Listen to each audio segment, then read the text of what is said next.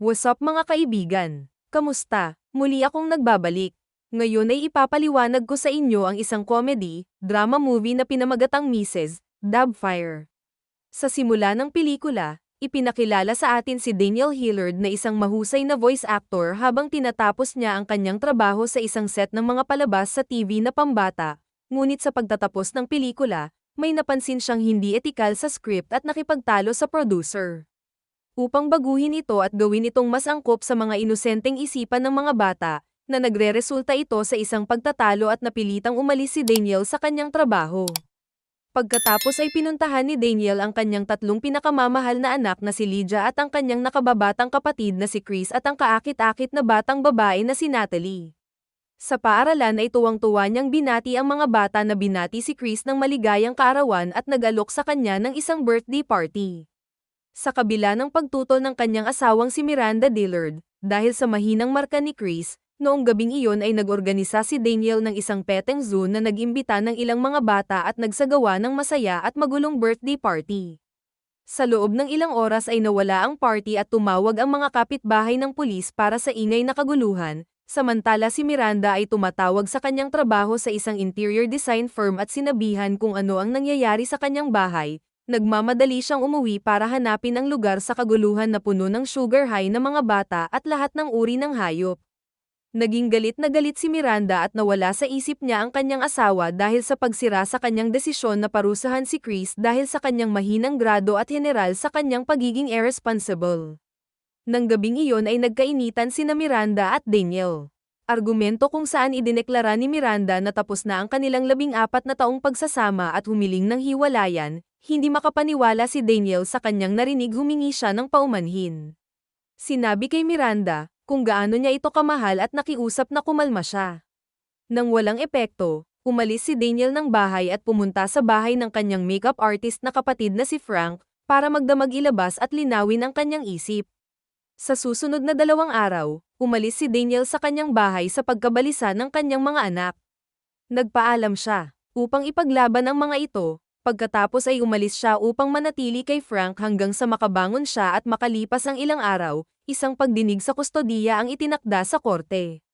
Matapos marinig ang panig ni Daniel at Miranda na pinasiyahan ng hukom na ibigay kay Miranda ang buong kustodiya ng account. Si Daniel ay walang angkop na tirahan at wala sa trabaho. Ang hukom ay nagsabi na siya ay magtatalaga ng isang court liaison upang mangasiwa sa kaso ni Daniel. At muli niyang babalikan ang bagay sa loob ng 3 buwan at pinayuhan si Daniel na gamitin ang oras upang makakuha ng trabaho at isang apartment upang siya ay maging karapat-dapat para sa shared custody. Sa ngayon ay pinahihintulutan si Daniel na makita ang mga bata lamang sa Sabado. Si Daniel ay malungkot sa desisyon, ngunit ginamit ang sitwasyon upang mag-udyok sa kanyang sarili na ayusin ang kanyang buhay. Si Daniel ay agad na nagsimulang mag-apply sa iba't ibang mga trabaho at nakuha siya bilang isang shipping clerk sa isang istasyon ng TV. Pagkatapos ay kumuha siya ng apartment at naghahanda na maging matatag ang kanyang buhay. Samantala ang workaholic na si Miranda ay mas nauunlad sa trabaho kaysa sa kanyang dating kakilala at multi-millionaire na si Stu, na nakipag-ugnayan sa kanya at ginamit ang kanyang tulong para i-renovate ang kanyang bagong property. Sa ibang lugar si Daniel ay pumunta upang makita ang liaison na itinalaga ng hukuman. Si Mrs. Selner na nagsabi sa kanya na pupunta siya sa kanyang apartment 2 beses sa isang linggo, upang tingnan kung maayos ang lahat. Isang Sabado ay pinapunta ni Daniel ang mga bata sa kanyang bagong apartment, na ginugugol nila ang isang magandang hapon na magkasama at pag-usapan ang ilang mga bagay sa hapunan, kung saan sinabihan siya ni Lydia na pagsamahin ang lahat sa lalong madaling panahon. Upang magkaroon sila ng mas maraming oras sa kanya at sa pagkadismaya ay dumating si Miranda, 1 oras ng maaga upang kunin ang mga bata. Isang pagtatalo kay Miranda habang ang mga bata ay malungkot na nanunood. Pagkatapos ay binanggit ni Miranda na siya ay naghahanap upang makakuha ng isang kasambahay na maaaring magbantay sa mga bata. Pagkatapos ng paaralan hanggang sa siya ay makauwi, isang taong kwalipikadong maglinis at magluto, ang nag-aalok kay Daniel na panatilihin ang mga bata. Pagkatapos ng klase hanggang sa bumalik siya mula sa trabaho at bantayan sila, ngunit tumanggi si Miranda, na ikinagalit ni Daniel at ng mga bata. Pagkatapos ay nagkaroon si Daniel ng isang ideya na hiniling niya na makita ang bakanteng kasambahay, na inihanda ni Miranda, na tumakbo sa pahayagan at binago ang kanyang impormasyon sa pakikipag-ugnay. Upang walang sino man ang maabot siya. Sa mga susunod na araw tinawagan ni Daniel si Miranda, gamit ang kanyang mga kakayahan sa pag-arte gamit ang boses at nagpanggap ng maraming iba't ibang hindi angkop na personalidad para mag-apply para sa trabaho. Siya ay nagpanggap na matandang British na yaya, na nagngangalang Doubtfire. Na-impress si Miranda, sinabi ni Miranda sa kanya na pumunta sa kanyang bahay. Para mapag-usapan nila ang posisyon higit pa rito, si Daniel ay sumugod kay Frank at hiniling sa kanya na baguhin ang kanyang sarili. Sa hitsura, ginagamit ni Frank ang kanyang mga talento at iba't ibang mga diskarte upang baguhin si Daniel, sa maraming personalidad bago tumira sa hitsura ng isang matandang lola. Pagkatapos sa araw ng panayam, pumunta si Daniel sa bahay ni Miranda, habang tinatanggap ni Miranda si Mrs. Doubtfire at ipinakilala siya sa mga bata. Matamis na binabati ni Mrs. Doubtfire ang bawat isa sa kanila at sinusubukang makipag-bonding sa kanila. Ang mga bata ay tumatanggap kay Mrs. Doubtfire maliban kay Lydia na galit pa rin sa kanyang ina. Dahil sa pagtanggi kay Daniel na makasama sila at sa halip ay kumuha ng estranghero na si Mrs. Doubtfire. Kinilala ang isa't isa binanggit ni Miranda kay Mrs. Doubtfire, kung gaano ka-immature at irresponsible ang dating asawang si Daniel. At Mrs. Doubtfire na malungkot na marinig ang nararamdaman ni Miranda tungkol sa diborsyo sa pagtatapos ng gabi. Sumakay si Doubtfire ng bus pauwi at habang papunta siya sa kanyang apartment ay nakasalubong niya si Mrs. Selner na dumating para sa bi-weekly assessment ng apartment ni Daniel. Nagulat si Mrs. Doubtfire dahil nakalimutan niya ang schedule na ipinakilala niya kay Mrs. si Selner bilang nakatatandang kapatid na babae ni Daniel. Ay nag-aalok na tawagan si Daniel. Si Mrs. Selner ay sumunod kay Mrs. Doubtfire sa apartment at sinimulan itong inspeksyonin habang hinihintay si Daniel na magpalit-palit ng damit ni Mrs. Doubtfire ng maraming beses upang makisali si Mrs. Selner bilang siya at ang kanyang kapatid na babae sa gitna ng kaguluhang ito. Ang kanyang prosthetic na mukha ay nahulog sa bintana at nasagasaan ng isang truck. Pinalitan ni Frank ang nawasak na prosthetic na mukha at si Daniel ay nahulog sa Mrs. Doubtfire. Routine sa unang araw ng housekeeping dumating si Mrs. Doubtfire ng maaga sa bahay ni Miranda at hinihintay ang mga bata, pagkatapos ay hayaan niya ang mga bata na manood ng TV at magpahinga pagkatapos. Minsan ay inuutusan niya sila na gawin ang kanilang takdang aralin, ngunit, tumanggi si Lydia na pinarusahan ni Mrs. Fire ang lahat ng tatlong bata sa paglilinis ng bahay hanggang sa humingi sila ng tawad at pumayag.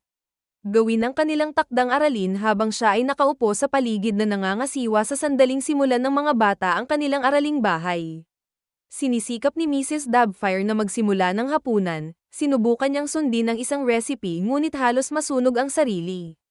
Pagkatapos ay maingat siyang umorder ng pagkain mula sa isang kalapit na restaurant, na ipinapasa niya ito habang siya ay nagmamay-ari at naghahanda ng candlelight dinner para sa buong pamilya.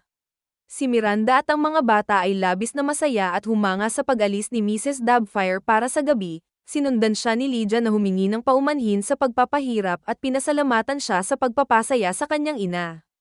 Sa mga sumunod na araw, natupad ang hiling at marami siyang oras kasama ang kanyang mga anak. Bilang Mrs. Doubtfire, nagsimula na rin siyang matuto at magsanay sa pagluluto. Si Mrs. Doubtfire ay tumatambay kasama ang mga bata na sumakay sa bisikleta kasama nila sa paglalaro ng football at tinutulungan silang gawin ang kanilang takdang aralin. Samantala, si Stu at Miranda ay gumugol ng maraming oras na magkasama at makilala ang isa't isa. Umuwi si Stu upang salubungin ang mga bata. Sa pagkabalisa ni Mrs. Doubtfire, nagpayo siya kay Miranda na dahan-dahan sa mga bagay-bagay at manatiling celibate. Isang araw tinulungan ni Mrs. Doubtfire si Lydia sa ang kanyang takdang aralin at nagpahinga para pumunta sa banyo. Hindi na malaya ni Chris na may tao sa loob, naglakad siya papunta sa banyo at nakita niya na si Mrs. Doubtfire ay isa palang lalaki.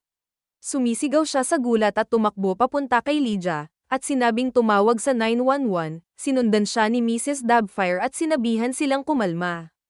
At hinayag sa kanila ni Daniel ang katotohanan sa kanyang pagkakakilanlan, sinabi niya na nagawa niya ito upang makasama sila, at hiniling na panatilihin itong sikreto.